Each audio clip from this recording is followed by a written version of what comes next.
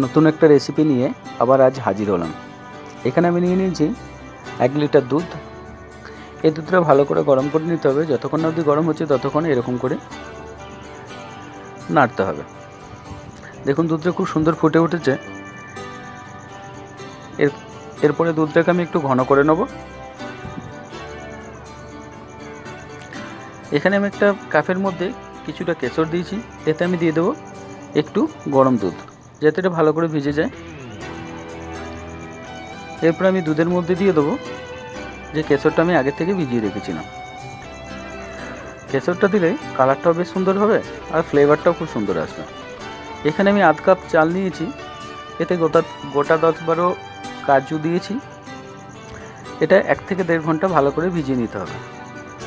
ভালো করে ভিজে গেলে এটাকে পেস্ট করতে হবে। এরপর আমি এটাকে পেস্ট করে নেব। এই দেখুন পেস্ট হয়ে গেছে। এরপরে এটা একটা বলের মধ্যে আমি নিয়ে নেব। এটা বেশ ঘন আছে, তাই এটাতে একটু জল দিয়ে এটা একটু পাতলা করে নিতে হবে। এরপরে দুধের মধ্যে দিয়ে দেবো আমি সামান্য একটু গোলাপ জল আর সামান্য একটু কেওড়া জল। এটা ফ্লেভারের জন্য। যেহেতু আমি এটা কেশরি ফিরনি বানাচ্ছি, এখানে গোলাপ জল কেওড়া জলটা দিলে ফ্লেভারটা খুব সুন্দর হবে। এটা চাল আর কাজুর পেস্ট। এটা আমি একটু জল দিয়ে পাতলা করে দিই। এরপরে দুধের মধ্যে অল্প অল্প করে আমি এটা দিয়ে দেবো। একসঙ্গে দেওয়া যাবে না, একসঙ্গে দিলে এক জায়গাতে জমাট বেঁধে যাবে। তাই এটা খুব অল্প অল্প অল্প করে দুধের মধ্যে দিতে হবে আর কন্টিনিউ এটা নাড়তে হবে।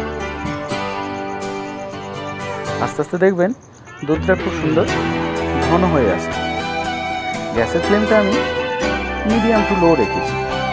এখানে হাই ফ্লেম ব্যবহার করা যাবে না। দেখুন কালারটা খুব সুন্দর হয়েছে আর দুধটাও বেশ ঘন হয়ে গেছে। এখানে আমি কাজুর পেস্ট দিয়েছিলাম, সেই জন্য। মিষ্টির জন্য দিয়ে দেবো আমি এখানে চিনি। এটা ভালো করে নেড়ে চেড়ে নিতে হবে যাতে চিনিটা গলে যায়।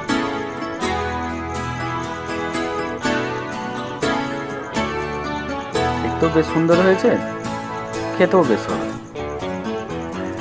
আপনারা যখন বাড়িতে ট্রাই করবেন তখন এই রেসিপিটা ফলো করবেন, আপনাদের ভালো লাগবে। গ্যাসের ফ্লেমটা আমি খুবই কম রেখেছি, না হলে নিচেতে লেগে যেতে পারে। এই ছিল আজকের রেসিপি কেশরি ফিরনি। আপনি যদি আমার চ্যানেলে নতুন হয়ে থাকেন তাহলে সাবস্ক্রাইব করবেন আর কমেন্টে আপনি আমাকে জানাবেন যে আজকের রেসিপিটা আপনার কেমন লাগলো। সুস্থ থাকবেন, ভালো থাকবেন। বাই দ্য ওয়ে, আমি শেফ কিশোর। আপনারা দেখছেন কিশোর কিচেন।